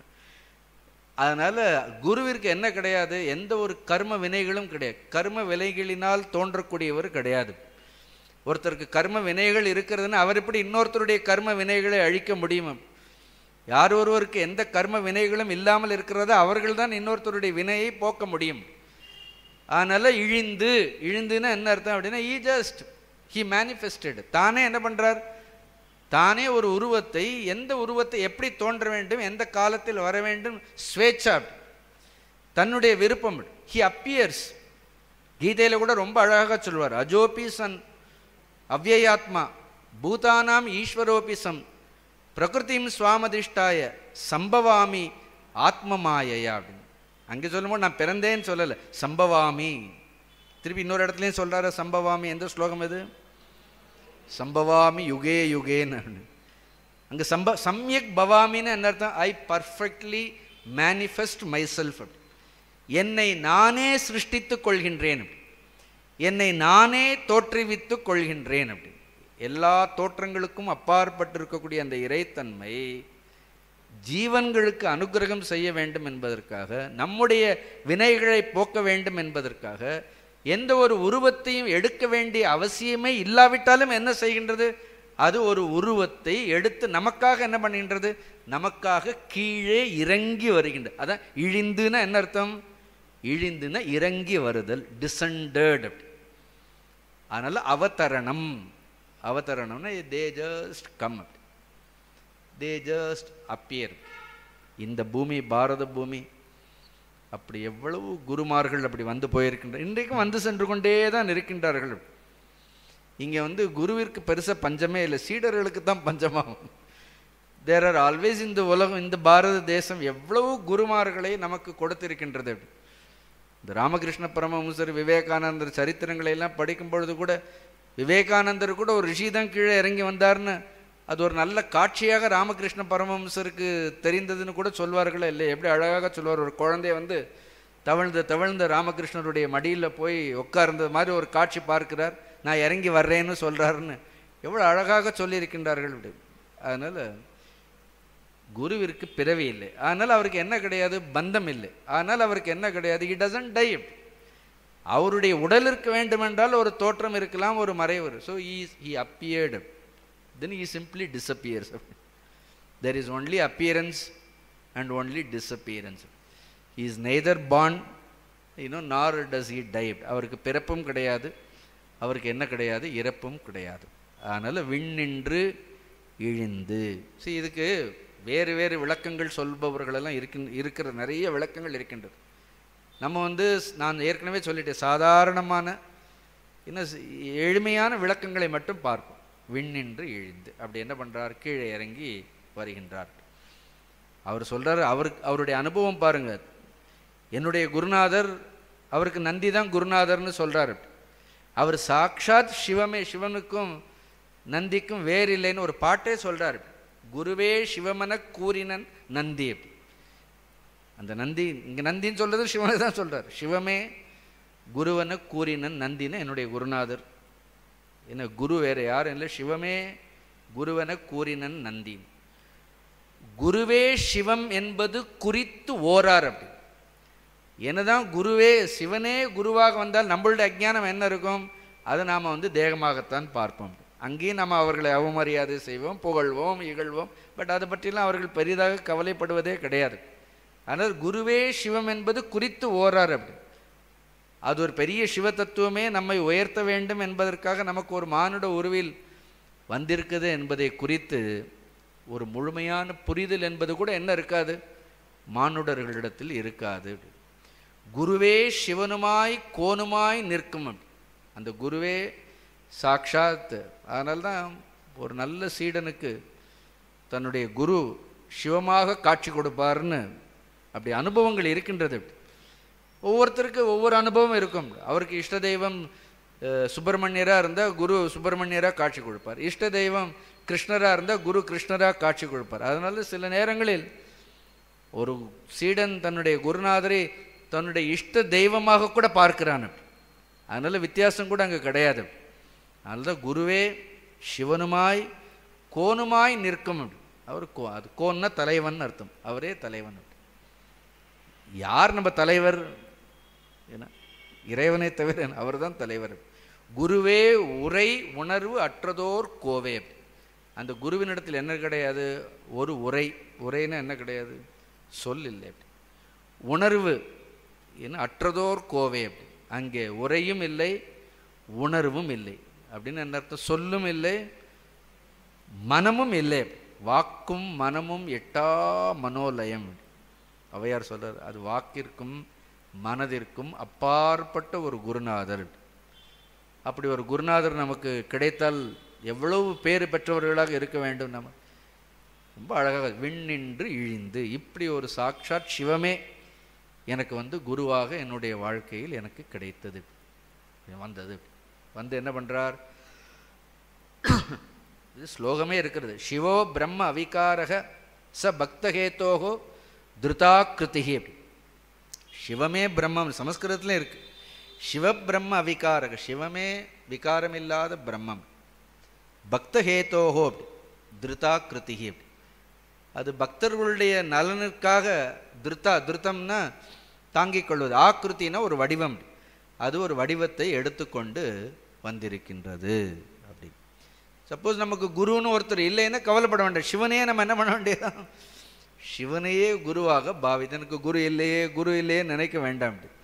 நேரு சுந்தரேஸ்வர கடவுள் இடத்துல போய் என்ன பண்ண வேண்டியதுதான் அப்படின்னா, நீ எனக்கு முதல்ல குருவாக வான்னு கேட்க வேண்டியதுதான். மகாபாரதத்தில் ஸ்வேதகின்னு ஒரு ராஜா இருந்தார். அப்படி அவருக்கு பெருசாக ஞானத்துலலாம் விருப்பம் கிடையாது. அப்படி அவர் எப்போ பார்த்தாலும் யஜ்ஞ யாகங்கள் பண்ணிகிட்டே இருப்பார். யஜ்ஞ யாகங்கள்னா எப்படி, ஏதோ விட்டு இல்லை, 365 நாளும் யஜ்ஞங்கள் யாகங்கள் அவருடைய தேசத்தில் நடந்துட்டு அப்படி ஒரு ராஜா ஸ்வேதகின்னு இருந்தார். அந்த தேசத்தில் இருக்கக்கூடிய அந்தணர்களுக்கு இவருக்கு யஜ்ஞம் பண்ணி அந்த புகையினால் கண்ணே போயிடுத்தான். அதனால் அந்த அந்தணர்களெல்லாம் அந்த தேசத்தை விட்டே போயிட்டார்கள். யாராவது இவரை பார்த்தாலே ஓடுவார்களாம், எங்கே யஜ்ஞம் பண்ண கூப்பிடுவார்களோன்னு. கடைசியில் இவருக்கு யஜ்ஞம் பண்ணுறதுக்கு அந்தணர்களே இல்லை, பயந்து போய், எப்போ பார்த்தாலும் யஜ்ஞம் இப்படி இருக்க ஒரு ராஜா இருந்திருக்காரு. அப்புறம் இவர் நேராக என்ன பண்ணாரா, நேராக கைலாயத்திற்கு போய் தவம் இருந்தார். தவம் இருந்து சொன்னார், சிவபெருமானை நோக்கி தவம் இருந்தார். உடனே சிவன் அவருக்கு காட்சி கொடுத்தார். எதற்காக இவ்வளோ தவம் இருக்கிறேன்னு, நான் எப்பொழுதும் யஜ்ஞங்கள் யாகங்களை இடைவிடாது செய்பவன், இத்தனை யஜ்ஞங்களும் யாகங்களும் யாருக்காக செய்கிறோம்? ஏன்னா யஜ்ஞோவை விஷ்ணுக்கு ஒன்றா விஷ்ணுவுக்காக சொல்கிறோம், இல்லைன்னா ருத்ரருக்காக சொல்கிறோம். உங்களுக்கு தானே யஜ்ஞங்களே செய்கிறோம். இப்போ எனக்கு யஜ்ஞம் செய்கிறதுக்கு யாருமே இல்லை, அதனால் நீயே எனக்கு என்ன பண்ணணும், எனக்கு யஜ்ஞங்களெல்லாம் பண்ணணும்னு கேட்குறார் இவர். கேட்டால் சிவன் சொல்கிறார், எல்லாரும் எனக்கு தான் யஜ்ஞம் பண்ணுவாங்க. Generally people use to perform yajna for me. இது என்ன முதல் முறையாக நான் என்ன கேள்விப்படுறேன் அப்படின்னா, முதல்ல என்னையே ஒருத்தர் எனக்கே யஜ்ஞம் பண்ணுறதுக்கு கூப்பிடுறான்னா, அப்போ எவ்வளோ சீதி அட்ராசிட்டின்னு சொல்கிறோம். அது தவத்தினுடைய பலம். அது உடனே என்ன பண்ணுவார், இவனை பரிசோதிக்கணுங்கிறதுக்காக உடனே சொல்வார், நான் வர்றேன் சொல்லிடுவார், நானே உனக்கு யஜ்ஞமெல்லாம் பண்ணுறேன். ஆனால் 12 வருடம் சுத்தமான பிரம்மச்சரிய விரதத்தோடு நீ என்ன பண்ணணும், கலப்படமில்லாத நெய்யை விட்டு அக்னியில் விட்டு நீ எனக்கு என்ன பண்ணணும்னா என்னை ஆகுதிகளை ஆக்கி என்னை சந்தோஷப்படுத்து. இது அப்படி 12 வருஷம் நீ பண்ணன்னா நான் உனக்கு நானே உனக்கு மானுட ரூபத்தில் யஜ்ஞம் பண்ணுறேன்னு. இது ரொம்ப கஷ்டம்னு சிவன் நினச்சிட்டு இருந்தார். இவர் சொன்ன அவ்வளோதானான்னு கேட்டார். இப்போ இவ்வளோதானே 12 வருஷம் இடைவிடாமல் ராப்பகல் தூங்காமல் பிரம்மச்சரிய விரதம் இருந்து சுத்தமான நெய், அந்த நெய்யை குடிச்சு தான் அக்னி பகவானுக்கு இன்டைஜேஷன் வந்தது ஆக்சுவலாக.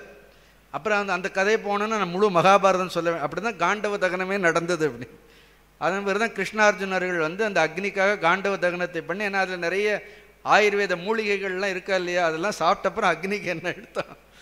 அப்படி ஒரு யஜ்யம் பண்ணி 12 வருஷம் கழித்து போய் நின்னார். அப்படி நீ சொன்ன மாதிரி பண்ணியாச்சுன்னார். சிவனுக்கே ஆச்சரியம். அப்படி அப்புறம் சிவனால் மறுக்கவே முடியல. சரி நானே இறங்கி வந்தேன்னு தானே வந்தார். அதுதான் தூர்வாச முனிவர். அப்படி தான் தூர்வாசருங்கிறதும் சாட்சாத் சிவதத்துவமே. அப்படி இப்போ தூர்வாசரை திருப்திப்படுத்துறது எவ்வளோ கஷ்டம். ஒருத்தர் இந்த தூர்வாசரை அந்த ஸ்வேதகி ராஜா அந்த தூர்வாசரை வச்சு என்ன பண்ணியிருக்கிறார், யஜ்ஞம் பண்ணியிருக்கிறார். அப்படி சரி, இதெல்லாம் நம்மளுடைய சாஸ்திரங்களில் என்ன இருக்கிறது, இவ்வளவு விஷயங்கள் இதையெல்லாம் சொல்லியிருக்கின்றார்கள்.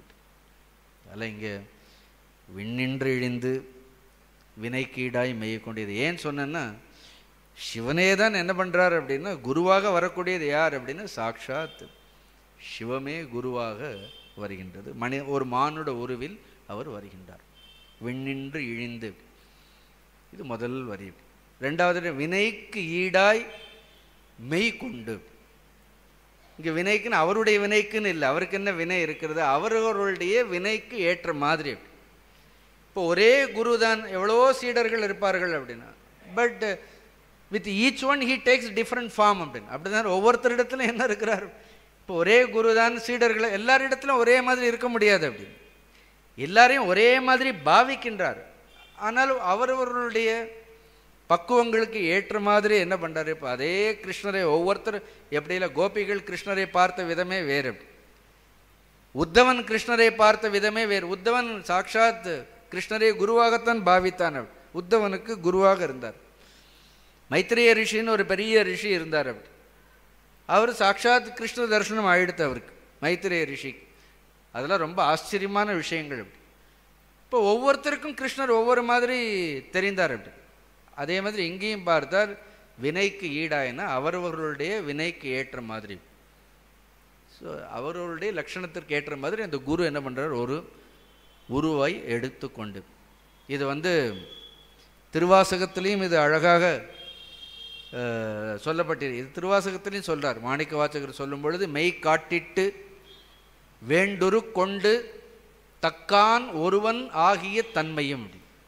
ஸோ தானே ஒரு உருவத்தை எடுத்துக்கொண்டு, மெய் காட்டிட்டு அப்படி வேண்டு உருக்கொண்டு, அப்படி ஒரு உருவத்தை எடுத்துக்கொண்டு தக்கான் ஆகிய தன்மையும், ஒரு தன்மையோடு வருகின்றார். இதற்கு ஒரு பாண்டியராஜாவுடைய கதையை வியாக்கியானமாக சொல்பவர்களும் இருக்கிறார்கள். ஒரு படைத்தலைவருக்காக சிவபெருமானே இப்படி ஒரு ரூபத்தை எடுத்தார்னு விளக்கங்கள் சொல்பவர்கள் இருக்கிறார்கள்.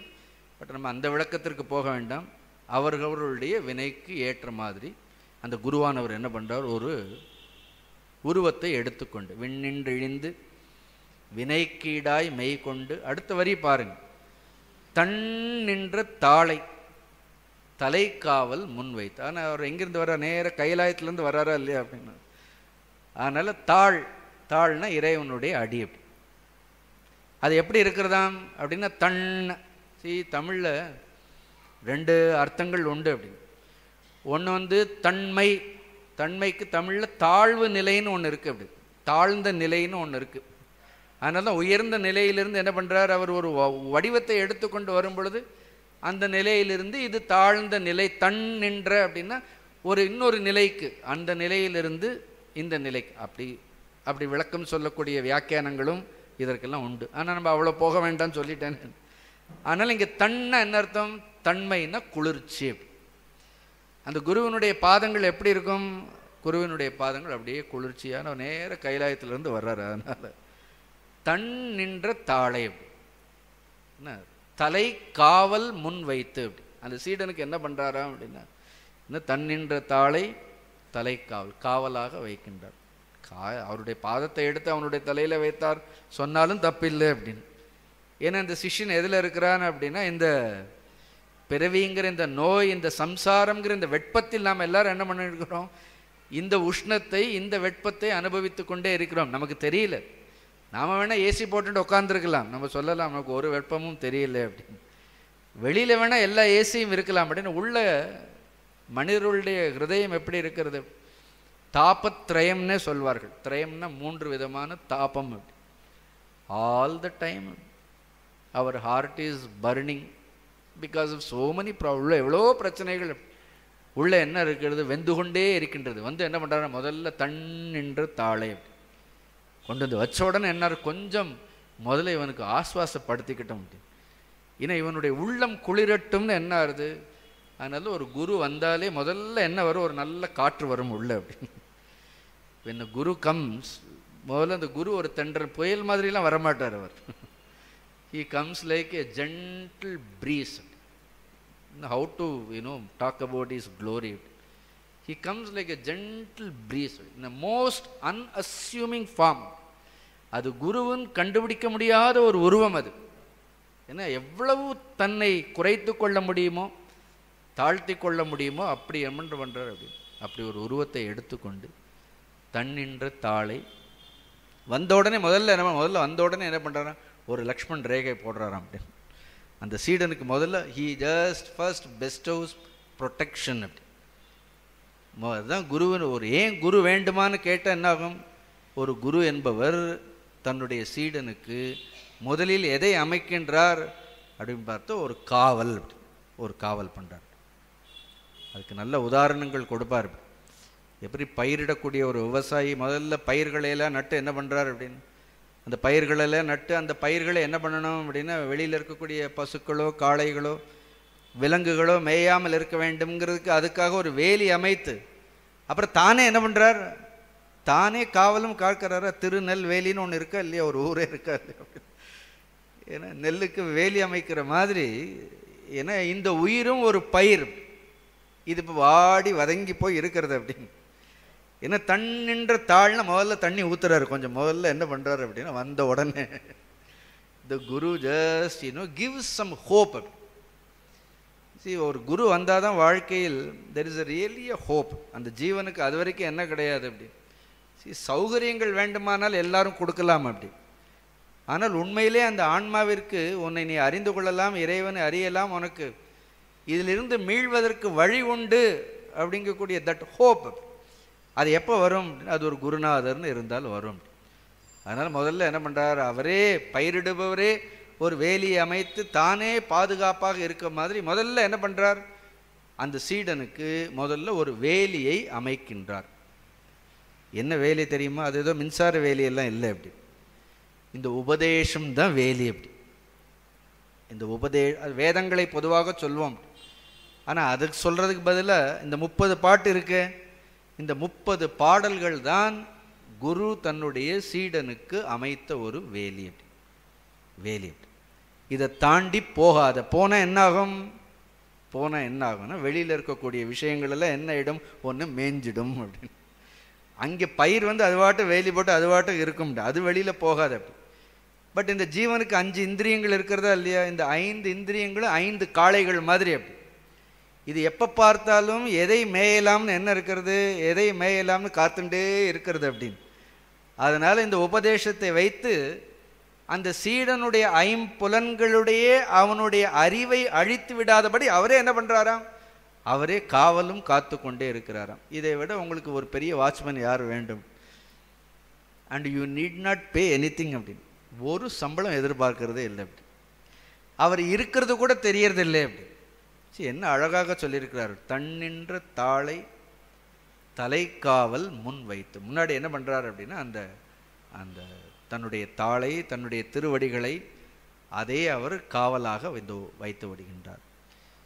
இல்லை அவருடைய திருவடிகளே காவல் அப்படின்னு நினைத்து கொள்ளலாம்.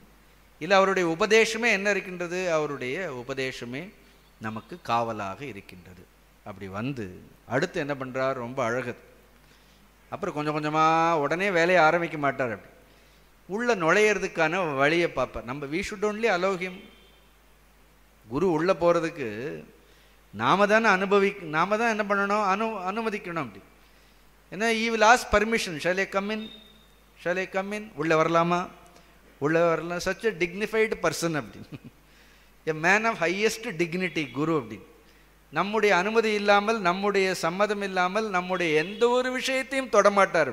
He doesn't interfere with our privacy also. அப்படி he will seek our permission. அப்படி நான் உள்ளே வரேன், நான் உள்ளே வரேன் அப்படின்னு. ஆனால் நாம் எப்பவும் பிஸியாகவே இருக்கிறோமா இல்லையா அப்படின்னு. அவரே உள்ளே வரணுன்னாலும் நாம் என்ன பண்ணியிருக்கிறோம், நம்மளுடைய இதயங்கிற கதவுகள் என்ன இருக்கிறது, நல்ல பெரிய இரும்பு கதவுகளை போட்டு என்ன பண்ணியிருக்கிறோம் அப்படின்னா பூட்டி வச்சிருக்கிறோம். இந்த இதயம் எதற்கெல்லாமோ இதனுடைய கதவுகளை திறக்கிறோம், யார் யாருக்கோ திறக்கிறோம், யார் யாரையோ கூப்பிடுறோம் அப்படின்னு. பட் யார் உள்ளே வந்தால், யார் உள்ளே அமர்ந்தால் நமக்கு நன்மை பயக்குமா, அவர் என்ன பண்ணுறது இல்லை அப்படி, அவரை கூப்பிடவே மாட்டோம் அப்படி. Absolutely there is no communication, we don't even communicate with him, but in all the time he is just, அதனால் என்ன பண்ணுறார், in rest of the cases he is just waiting அப்படி. அதனால் அனுமதிப்பாததால் போகிறார், அவர் போக மாட்டார், காத்துட்டே இருப்பார் அப்படி. எப்படா இவன், அவர் கதவை திறந்தோட என்ன பண்ணுறார், இந்த கொசு பாருங்க சாயங்காலம் அது வெளியில் காத்துட்டே, அது எப்படி போகுன்னே தெரியல. அப்படி திறந்த உடனே என்ன ஆறுது, அப்படி ஹட்னு உள்ளே வந்துடுறதா இல்லையா அப்படின்னு. அப்புறம் எவ்வளோ இம்சை அது மாதிரி உள்ளே வந்து இம்சை பண்ணுவார் அப்படின்னு. இது வரைக்கும் நாம் எதெல்லாம் விலை மதிக்க முடியாதது, எதெல்லாம் உயர்ந்தது, எதெல்லாம் நாம் சிறந்தது என்று பாதுகாத்து கொண்டிருந்தோமோ, ஒரு கனவு கோட்டையெல்லாம் மெதுவாக உள்ளே போய் என்ன பண்ணுவார், கொஞ்சம் கொஞ்சமாக, ஏன்னா உடனே இடிச்சுட்டா என்ன இடும் அப்படின்னு. அதனால் மெதுவாக என்ன பண்ணுவார் அப்படின்னா, முதல்ல இந்த டாக்டர் போன உடனே ஒரு அனஸ்தீஷியா கொடுப்பாரா இல்லையா, அதே மாதிரி நம்மளுடைய உலக தேவைகளை கூட முதலில் அவர் பூர்த்தி செய்கின்றார். Even if there is a worldly demand, go and ask him. If there is any ஏதாவது நமக்கு ஏதாவது குழப்பங்கள் இருந்தால், என்னுடைய வாழ்க்கையில் எனக்கெல்லாம் பெரிய பாக்கியம், அப்படி ரொம்ப பெரியவர்களை தரிசிக்கக்கூடிய, அவர்களோடு இருக்கக்கூடிய, ஒரு என்ன கேட்டாலும் சரி, எப்போ வேணாலும் சரி, தேவர் ஆல்வேஸ் ரெடி. ஏதோ ஞானம்தான் இல்லை, ஈவன் உலக விஷயங்களில் கூட நமக்கு ஒரு குழப்பங்கள் இருக்கின்றது, நமக்கு வேண்டும்னா கூட என்ன பண்ணுவார்கள், பட் நமக்கு முழு நம்பிக்கையோடு என்ன பண்ணணும் அப்படின்னா, முழு நம்பிக்கையோடு once you have opened it, அப்புறம் அந்த கதவை பிடுங்கி வச்சிடணும் அப்படின்னு, அந்த கதவை பிடுங்கி வச்சிடணும். தேர் ஆஃப்டர் என்ன அர்த்தம், once the heart open for the guru should always you should keep it only open. வாழ்க்கையில் ஒருத்தருக்கு ஒரு குரு தான், அவர் ஒரு முறை தான் உள்ளே வருவார். அப்படி திரும்ப அவர் என்ன பண்ணக்கூடாது, அவர் போவதற்கு ஒரு பொழுதும் விருப்பப்படுவதே இல்லை. நாம தான் என்ன பண்ணுறோம் அப்படின்னு, சில நேரம் நம்முடைய ஆசைகளினால், நம்முடைய அகங்காரத்தினால் நாம் என்ன பண்ணுறோம், அவர் எப்படியா திருப்பி தள்ளிடுவோம், பார்ப்போம், நமக்கு எப்பொழுதும் ஒன்றை விட இன்னொன்று பெட்டராக தெரிஞ்சுட்டே இருக்கும் அப்படின்னு. But E comes, E just waiting. உள்ளே இருந்து என்ன பண்ணுறாரு, என்ன அழகா, உள் நின்று உருக்கி, அது படிங்க அப்படின்னு. உள்ளே போய் என்ன பண்ணுறாரு அப்படின்னா, ஒவ்வொன்றா என்ன பண்ணுறாரு, எடுத்து எடுத்து எடுத்து. ஏன்னா எதெல்லாம் நமக்கு தெரியாது, எவ்வளவு வினைகள் இருக்குன்னு நமக்கு என்ன தெரியும், ஒன்றும் தெரியாது. உள்ளே போய் என்ன பண்ணுறாரு, எங்கே உள் நின்றுன்னு என்ன அர்த்தம், உள்ளேன்னா எங்கே, இந்த உடலில் ஒன்றும் அவர் இருக்கிறது இல்லை. இந்த உடல், அதில் ஒரு இந்திரியங்கள் இருக்கிறது, மனம் இருக்கிறது, அதையெல்லாம் தாண்டி சித்தம் அப்படின்னு ஒன்று உண்டு, நமக்கே தெரியறதில்லை, நம்ம அதெல்லாம் பார்க்க முடியாது.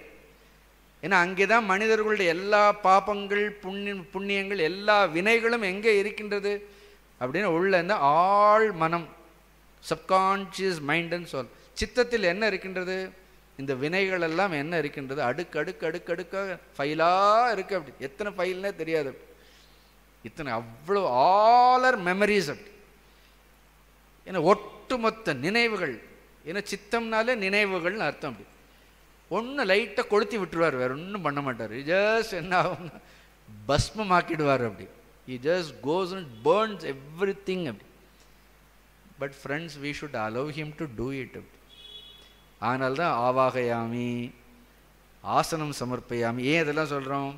பாதயோகோ பாத்தியம் சமர்ப்பயாமி, அர்க்கியம் சமர்ப்பயாமி, ஆச்சமனியம் சமர்ப்பயாமி, ஸ்னபயா. எவ்வளோ அழகாக வச்சுருக்கேன். அதே மாதிரி ஃபஸ்ட்டு சொல்லணும், ஆவாகயாமி, ஆசனம் சமர்ப்பயாமி. You just allow him. அப்படி நீங்கள் அவரை அனுமதித்தால் போகிறோம். அப்படி மற்றதெல்லாம் என்ன பண்ணுவார் அப்படின்னு, மற்றதெல்லாம் வேலையும் அப்படி நம்மளை தொந்தரவு பண்ண மாட்டார். அடிக்கடிக்கு எதுவும் கேட்கவும் மாட்டார்.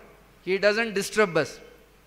நம்ம வேலையை நம்ம வாட்டை பார்த்துட்டே இருப்போம். ஆனால் உள்ளே என்ன நடந்து கொண்டே இருக்கும், உள்ளே என்ன நடந்து, அந்த சீடனுடைய உள்ளத்தில் ஒரு மகத்தான ஒரு மாற்றம். அப்படி ட்ரெமெண்டஸ் டிரான்ஸ்ஃபர்மேஷன். அது உள்ள அகமாற்றம். அப்படி வெளியில் ஒன்றும் தெரியாது. உள்ளே என்ன ஆகும் அப்படின்னா, உள்ளே என்ன ஆகும், அந்த குரு உள்ளே இருந்து இருந்து என்ன பண்ணுவார் அப்படின்னா, கொஞ்சம் கொஞ்சமாக அவனுடைய வினைகளை எல்லாம், he is not interested in any other thing. அப்படி ஒன்றும் கேட்க மாட்டார். அப்படி பயப்படவே வேண்டாம். உண்மையான குரு ஒன்றும் எதிர்பார்க்க மாட்டார். he doesn't want your wealth, he doesn't want, ஒருவேளை உணவு கூட கேட்க மாட்டார். அப்படி வாயை திறந்து அப்படி வேணும். he does his job.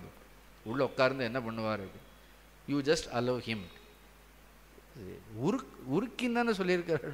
நீக்கின்னு, உள் நின்று நீக்கின்னு கூட சொல்லலை. அப்படி உள் நின்று என்ன பண்ணுறாரு, அப்படியே உருக்கி அந்த வினைகளை எல்லாம் என்ன பண்ணுறாரு, எப்படி அந்த ஒரு பொற்கொல்லன் என்ன பண்ணுறாரு, அந்த நாம ரூபங்களையெல்லாம் அந்த உருக்கிறாரு. அந்த மாதிரி என்ன பண்ணுறாரு, உள் நின்று என்ன பண்ணுறாரு.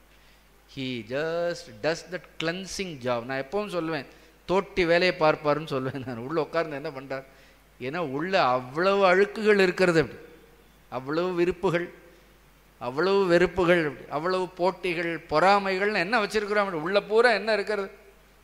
நாமே உள்ளே போனால் மூக்கை பொத்தின்ட்டு தான் போகணும் அப்படின்னு, அப்படி தான் போகணும். பட் குரு கோஸ் தேர். எந்த உபகாரமும் எதிர்பார்க்காமல் உள்ளே போய் என்ன பண்ணுறாரு, கொஞ்சம் கொஞ்சமாக he does it. இதை செய்வார்.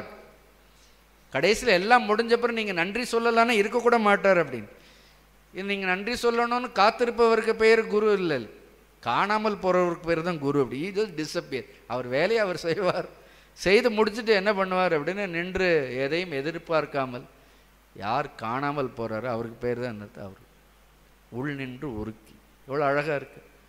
ஓர் ஒப்பில்லா ஆனந்தம். நாளைக்கு பார்ப்போம். அது சாதாரண ஆனந்தம் இல்லை, இதெல்லாம் என்ன ஆனந்தம். நம்ம சொல்லக்கூடிய ஆனந்தங்கள் எல்லாம் ஒப்பீடுகள். அப்படி புரியுற? ஒப்பில்லான்னு என்ன அர்த்தம், எந்த ஒப்பீடுமே இல்லாதது. there is no comparison. இந்த உலகத்தில் எந்த ஆனந்தத்தை எடுத்தாலும் என்ன ஆகுது, இதை விட இது கொஞ்சம் பெட்டருங்கிறோம், அதை விட அது பெட்டராக தோணும், அதை விட ஏன்னா ஒன்றை காட்டிலும் ஒன்று என்ன, ஒரு ஆனந்தத்தை காட்டிலும், ஒரு சுகத்தை காட்டிலும் இன்னொன்று என்ன தெரிகிறது அப்படின்னா இன்னொன்று. அப்புறம் ஒவ்வொரு சுகத்துக்கு பிராண்ட் நேம் வேறு வச்சுருக்கோம் நம்ம. இந்த பிராண்டு நல்ல சுகமாக இருக்கும் இருக்கிறது. அங்கே பார்த்தீங்கன்னா ஒரு பிராண்ட் இல்லை, ஒன்றும் இல்லை. அது ஈடு இணையற்றது. அப்படி அதற்கு ஈடாக என்ன கிடையாது இந்த உலகத்தில், அதற்கு ஈடாக எந்த ஒரு ஆனந்தமும் கிடையாது. கடைசியில் என்ன தேடுறோம், எல்லாருக்கும் என்ன வேண்டும்னு உண்மையிலே நாம் வாட் யூ சீக். ஆக்சுவலி நான் பொருளை தேடலை, நல்லா ஞாபகம் வச்சுக்கோங்க. நாம் தேடக்கூடியதெல்லாம் ஆனந்தத்தை தான் தேடுறோம். நாம் யாருக்கும் பொருளை தேடலை. ஆனால் நாம் என்ன நினைத்து கொண்டிருக்கிறோம், அந்த ஆனந்தம் பொருளில் இருக்கின்றது நாம் நினைத்து கொண்டே இருக்கின்றோம். Actually we don't seek any object, we don't want any object, we want happiness. But unfortunately we think happiness lies only in the object. ஆனந்தம்ங்கிறது பொருளில் இருக்கின்றது நினைத்து கொண்டே இருக்கின்றது, அதில் கிடையாது. அது ஆக்சுவலி ஆனந்தம்ங்கிறது என்ன இருக்கிறது அப்படின்னு. அதனால தான் நீங்கள் ஜஸ்ட் ஒரு விஷயம் மட்டும் சொல்கிறேன். இப்போ ஒரு பொருளை அனுபவித்த உடனே என்ன ஆகுது, என்ன ஆகுது, மனம் அமைதி ஆயிடுறதா இல்லையா அப்படின்னு. Mind becomes quiet. அப்படி மனம் அமைதியானுடன் உங்களுக்கு என்ன ஆகுது, ஒரு ஆனந்தம் ஆறுதா இல்லையா அப்படி. அதனால் when மைண்ட் இஸ் டிஸ்டர்ப்டு, மனம் சலனப்படும் பொழுது உடனே அந்த மனதனுடைய சலனத்தை போக்குவதற்கு ஏதாவது ஒரு பொருளை அனுபவிக்க வேண்டும்னு நினைக்கின்றது. அனுபவிச்சோன்னு என்ன, மனதில் இருக்கக்கூடிய சலனம் போயிடுறது. சலனம் போன உடனே ஏற்கனவே இருக்கக்கூடிய ஆனந்தம் என்பது வெளிப்படுகின்றது. அப்படி நாம் என்ன நினைக்கிறோம்? அந்த பொருள் ஆனந்தத்தை கொடுத்ததுன்னு நினைத்து கொண்டே இருக்கின்றோம். நான் சொன்ன விஷயத்தை நல்ல ஆலோசனை பண்ணி பாருங்கள். அப்படி நமக்கு என்ன ஆகுது? மைண்ட் இஸ் டிஸ்டர்ப்டு, மனம் ஒரே சலனமாக இருக்கிறது. அந்த சலனத்தை போக்குவதற்கு நல்ல சத்சங்கம் கூட போக்கும். ஆனால் அந்த சலனம் எதனால் போகும் நினைக்கிறோம்? ஒரு ஆசையை நிறைவேற்றினால் அந்த நிறைவேற்றினோட என்ன ஆகுது? சலனம் போகிறது. அப்போ மனம் என்ன ஆகிடுறது? அமைதியாயிடுது. எப்பொழுது மனம் அமைதியாகின்றதோ அப்பொழுது தானாகவே உள்ளிருக்கக்கூடிய ஆனந்தம் என்ன ஆகின்றது? உள்ளிருக்கக்கூடிய ஆனந்தம் வெளிப்படுகின்றது. ஆனால் நம்ம என்ன நினைக்கின்றோம்? அந்த பொருள் அந்த ஆனந்தத்தை கொடுத்தது என்று நினைத்து கொண்டே. பொருள் என்ன பண்ணியிருக்கிறது? தற்காலிகமாக மனதினுடைய சலனத்தை அது நீக்கி இருக்கின்றது. அவ்வளோதான். பொருளினால் ஆனந்தத்தை கொடுக்க முடியாது. அந்த பொருளிற்கு தற்காலிகம் அது சலனத்தை நீக்கலை. ஆக்சுவலாக அடுத்த சலனத்திற்கு ஒரு விதையை போட்டுட்டு போயிடுறது அது. In fact it doesn't destroy the disturbance also. அது உள்ளே வந்துட்டு என்ன ஆகுது? அப்படியே மனதை அமைதிப்படுத்துகிற மாதிரி படுத்துட்டு அடுத்து என்ன பண்ணுறது? இன்னும் மனதை அதிக சலனப்படுத்தி விட்டு சென்று விடுகின்றது. இப்போ ஏற்கனவே அந்த பொருளை அனுபவித்ததால் ஒரு ஆனந்தம் வந்து நினச்சி கொண்டே இருக்கோமா? திரும்ப என்ன பண்ணுறோம்? பொருளை அனுபவிப்பதால் தான் ஆனந்தம் கிடைக்கின்றதுன்னு இப்படியே இந்த பிறவி இல்லை, பல பிறவிகளாக ஆனந்தம்ங்கிறது வெளியில் இருக்கிறது, பொருளில் இருக்கின்றது என்று நினைத்து ஏமாந்து கொண்டே இருக்கோம். You just think when mind is quiet, happiness naturally will express it. நீங்கள் ஆனந்தத்தை உருவாக்கவே முடியாது. அது ஏற்கனவே என்ன இருக்கிறது? அது ஆல்ரெடி இட் இஸ் தேர். அப்படி மனம் அமைதியாக இருந்தாலே என்ன தெரியும்? என்னுடைய உண்மையான இயல்பு ஆனந்தம் என்பது தெரியும். இப்போ என்ன பண்ண? இவ்வளோ வினைகள் போனோன்னு ஒரு ஒப்பில்லா ஆனந்த கண்ணின்றுன்னு என்னது? அப்படியே உன் கண்ணெதிர்க்கு அப்படியே உள்ளங்கையில் ஒரு நெல்லிக்காய் வைக்கிறோம், அப்படி மாதிரி கண்ணின்று காட்டி எதை அறுத்தார்? களிம்பறுத்தானே. அது என்ன? அப்புறம் அடுத்த பாட்டில் களிம்பறுத்தான் எங்கள் கண்ணுதலான் நந்தின்னு ஆரம்பிக்க. சுவாரஸ்யமாக இருக்குது அந்த பாட்டு.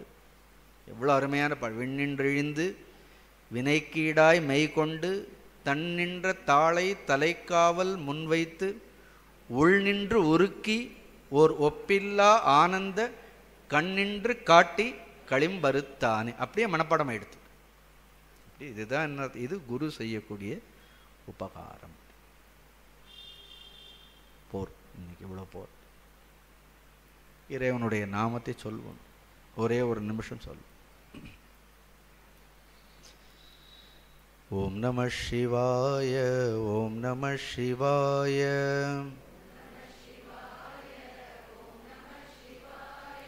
ஓம் நம சிவாய, ஓம் நம சிவாய,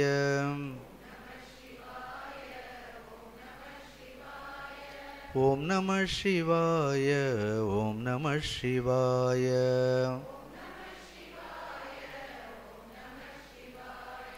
ஓம் நம சிவாய, ஓம் நம சிவாய, ஓம் நம சிவாய,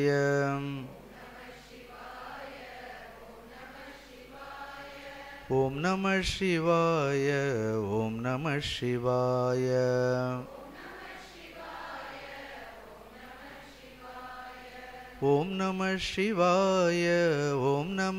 நம சிவாய,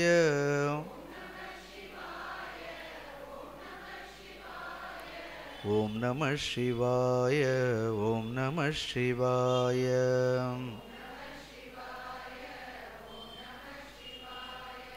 ஓம் நம சிவாய, ஓம் நம சிவாய, ஓம் நம சிவாய, ஓம் நம சிவாய,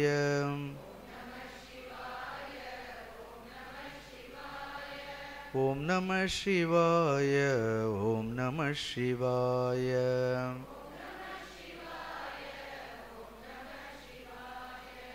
ஓம் நம சிவாய, ஓம் நம சிவாய.